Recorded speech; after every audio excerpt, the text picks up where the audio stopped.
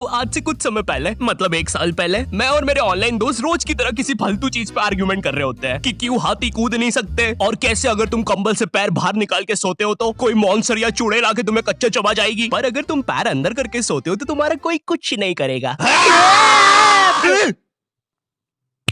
फिर पैर अंदर कर लिया। तू अगली बार मिल, बताता हूँ तुझे। चैन से सोएगा ना अब तू। ले तेरा लाइट ऑन कर दिया, अब ठंड में बिस्तर से उठना पड़ेगा। ले तेरा पंखा भी ऑन कर दिया अब तो ऐसी किसी बात पे आर्ग्यूमेंट चल रहा होता है तो उसी बीच न जाने मेरे दिमाग में क्या आता है और मैं बोलता हूँ तुम लोग अच्छे लोग हो, हमें मिलना चाहिए। ये सुन के भैया सन्नाटा मच गया। हाँ क्या बोला तूने? आयु तुझे पता है ना ऑनलाइन दोस्त कभी मिल नहीं सकते। इनफैक्ट ऑनलाइन दोस्त जैसी तो कोई चीज ही नहीं होती, हम सब तो रोबोट है। आयु तू हमारा दोस्त हो ही नहीं सकता, हम जा रहे हैं। फिर उन लोगों ने एक दूसरे के गले में हाथ डाला और न जाने क्यों गुस्से में डोरेमोन का थीम सॉन्ग गाने लग गए, वो भी तमिल में।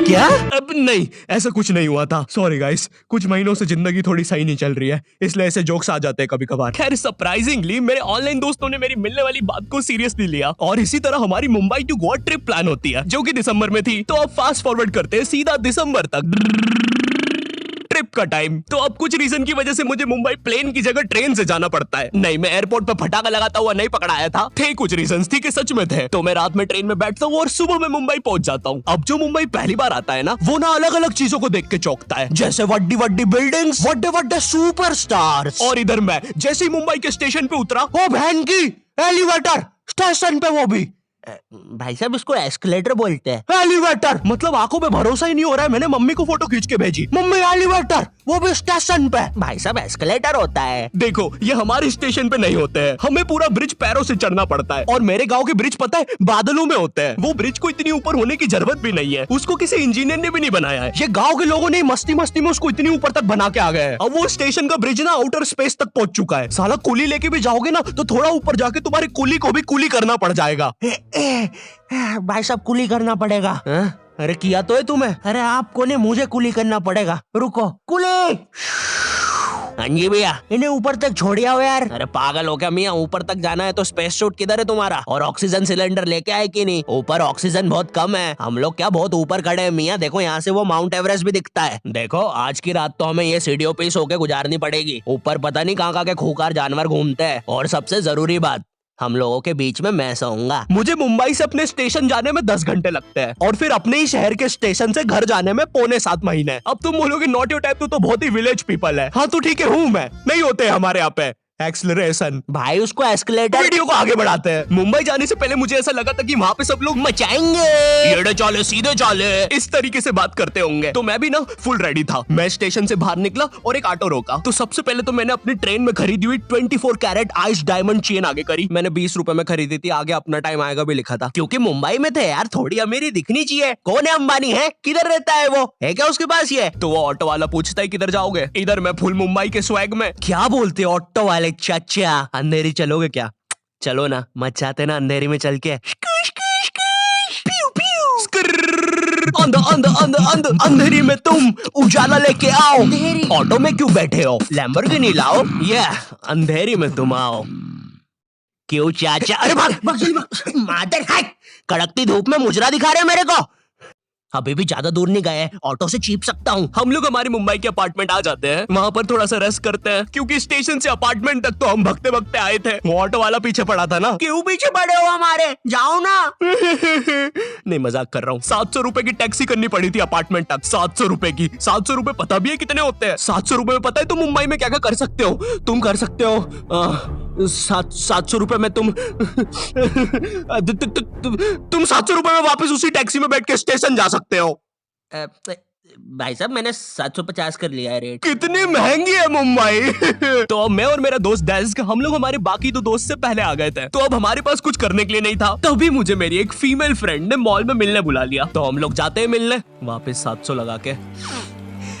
ये मुंबई भी ना। तो मेरी दोस्त ने ना मुझे एक मूवी देखने बुलाया था, अवतार। मूवी में ज्यादा कुछ खास था नहीं, कुछ नीले लोग नंगे होके पानी में भाग रहे होते हैं रोबोट मशीन से बच के। ये मूवी मैंने 3D में देखी थी, ज्यादा कुछ चेंज नहीं हुआ। अब बस वो नंगे लोग मेरे साइड से निकल के भाग रहे थे। हम ये जंग जीत के रहेंगे। सर वो सब तो ठीक है, वो आदमी कौन है?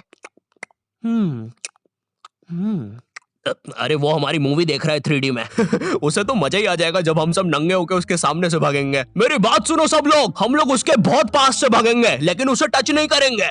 जिमी मैंने तो अपने हाथ भी गीले कर लिए सुसु से। जैसे ही मैं नंगा होकर उसके पास से भागूंगा अपने हाथ उस पे लपलपा दूंगा। चीटों से उसे लगेगा मूवी और रियल है। मेरी जिस फ्रेंड ने मुझे मॉल में बुलाया था उस दिन उसका बर्थडे था और मैं इधर बेशरम बेहया खाली हाथ गया था, बिल्कुल उस लेंडू बच्चे की तरह जो बर्थडे पार्टी में खाली हाथ आ जाता है। फ्री का नमकीन और केक दे दो बस उसे। तो ये बच्चा इधर मैं था। चीजें अभी इधर खत्म नहीं हुई है, उस बंदी ने फिर मुझे गिफ्ट दे दिया।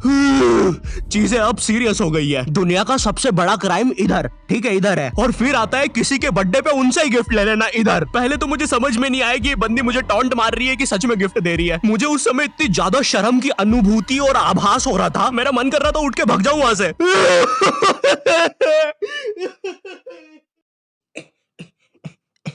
अरे वो बाहर बहुत गर्मी है ना, इसलिए मैंने सोचा स्प्राइट पी लूं आके। और पेरी पेरी फ्राइज भी मेरे फेवरेट है।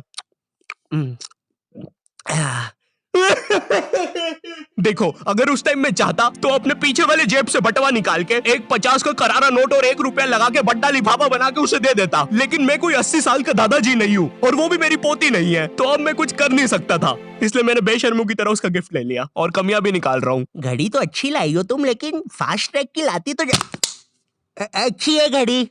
इस ट्रिप पर ना हमारे बहुत ज्यादा पैसे खर्च हो गए थे, इतने कि मैं अपने बेसमेंट वाले बच्चों को खाना तक नहीं खिला पा रहा हूँ। चुप रहो, मैंने कहा ना नहीं मिलेगा खाना। आप पैसे के लिए India number 1 opinion trading app Probo पे क्यों नहीं जाते? हाँ, आप बस यहाँ पे यस और नो का आंसर देके लाखों में पैसे कमा सकते हो। प्रोबो एक ट्रस्टेड ऐप है जिस पर 1 करोड़ से भी ज्यादा यूजर्स हैं। यहाँ पर क्रिकेट, फाइनेंस, एंटरटेनमेंट और कई सारी कैटेगरीज में क्वेश्चंस है। जैसे अभी T20 सीरीज में इंडिया वर्सेस आयरलैंड में कौन जीतेगा? इंडिया ही जीतेगी। तो मैंने यहाँ यस दबा के क्वांटिटी स्लाइडर को बढ़ा दिया। अब अगर मेरा ओपिनियन सही होता है तो मुझे रियल कैश मिलेगा। अरे लेकिन विराट कोहली भाई, मैंने आपको कब पकड़ा? यहाँ तुम गूगल पे, पेटीएम, यूपीआई की मदद से आराम से 24/7 विड्रॉ कर सकते हो। ओ बाय द वे मैं पुलिस हूँ, तुम्हारे बेसमेंट की जानकारी मिली थी और प्रोबो का लिंक डिस्क्रिप्शन में है। डाउनलोड करने पर हम सभी को 25 रुपए का वेलकम बोनस भी मिलेगा, तो अभी जाके डाउनलोड करो। रात तक मेरे बाकी दोस्त भी आ गए थे, तो फिर हमने मुंबई की फेमस जगह, अरे वहीं जहाँ सब लोग जाते हैं घूमने के लिए, वहाँ घूमना स्टार्ट कर दिया। लेकिन जब तुम तुम्हारे दोस्तों के साथ रहते हो तुम्हारे दिमाग में मस्ती रहती है। तो एक मॉल में हमें एक सांड वाला झूला दिखता है। अब उसे देख के एक 21 साल का मैच्योर आदमी क्या करता? पापा बहुत बीमार है, बहन की भी शादी करवानी है, मुझे लगता है सांडू मैं तुम पे घूमी घूमी करने के लिए थोड़ा बड़ा हो चुका हूँ। लेकिन मेरे 21 साल के दोस्त ने क्या किया? घूमी घूमी। अब यहाँ एक सांड को दूसरे सांड पे चढ़ता हुआ देख हमें भी मस्ती छूटी। हम भी भाग के वो झूले के पास, भैया और तेज चलाओ, भैया और तेज, भैया और चलाओ तेज। मैं मुंबई में एंग्री प्रास से भी मिला था, उन्होंने मुझे अपनी बिल्ली से खेलने दिया था और अपना मास्क भी पहनने दिया था। अच्छा चलो मास्क मैंने बिना पूछे पहन लिया था, कैमरा फुटेज में तो आ ही गया हूँ मैं वहाँ पर अपने मैनेजर सौरभ भैया से भी मिला था। हम लोग मुंबई में लास्ट में जुहू बीच पर गए थे। वहाँ पर सब कुछ बढ़िया था, ठंडी ठंडी हवाएं चल रही थी, सब कुछ बढ़िया था। लेकिन फिर आसमान में कहीं से उड़ने वाली बंदर प्रजाति छा गई। ये बंदर प्रजाति फुग्गे की बनी थी। मेरा नाम है बुबली बंदर, मैं इंसानियत पे कब्जा करने आया हूँ, तो चुपचाप अपने घुटने।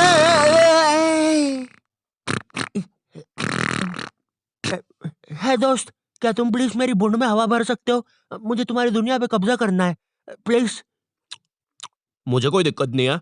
कमलेश, कमलेश। हाँ मैंने सुन लिया था पहली बार में ही। कमलेश मैं जानती हूँ हम दोनों ज्यादा क्लोज नहीं है, लेकिन इसका मतलब ये नहीं तुम एक बंदर के साथ संबंध बना लोगे। मैं जा रही हूँ। कमलेश जाने दो उसे, मैं तुम्हें उससे भी ज्यादा चीजें दे सकता हूँ।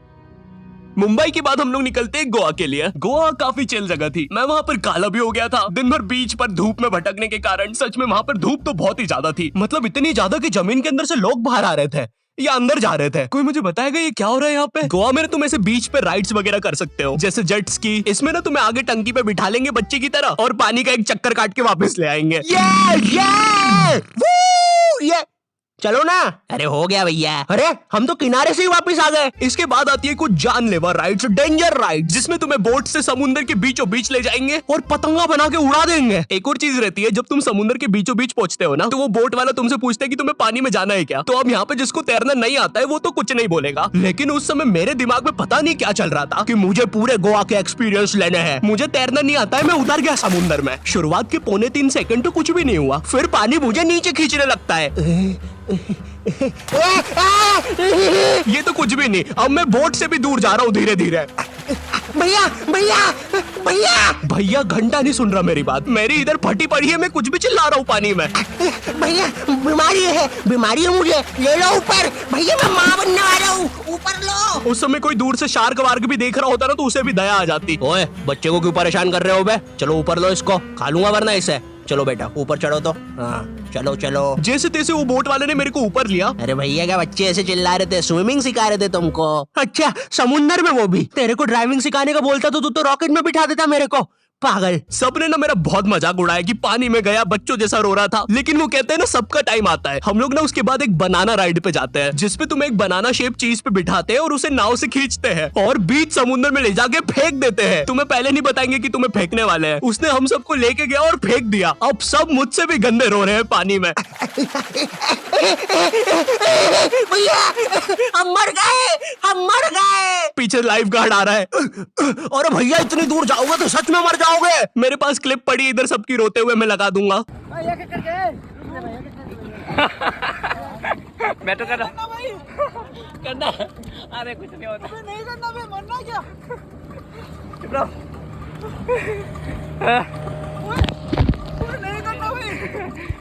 पर खैर कुछ भी बोलो, ये ट्रिप मेरे लिए one of the best trip थी अपने दोस्तों के साथ। आई होप तुम्हें ये वीडियो पसंद आई होगी, और अगर नहीं भी आती है तो बस इतना सा रुक जाओ, ठीक है? बस इतना सा। मैं एक बहुत ही प्यारी चीज पर काम कर रहा हूँ, ठीक है? बस वो आ ही गई, ये यहीं पे ही है, बस आ गई। और अगर तुम्हारे पास भी किसी चीज का ओपिनियन है तो अभी प्रोमो डाउनलोड करो, तुम्हें वेलकम बोनस में 25 रुपए में मिल जाएंगे। पर खैर इस वीडियो को लाइक करना मत भूलना, एम करते 8 लाख लाइक्स के लिए, ठीक है? मुझे पता है तुम कर सकते हो, ठीक है? अभी करो। एंड चैनल पे नए हो तो सब्सक्राइब कर देना। मैं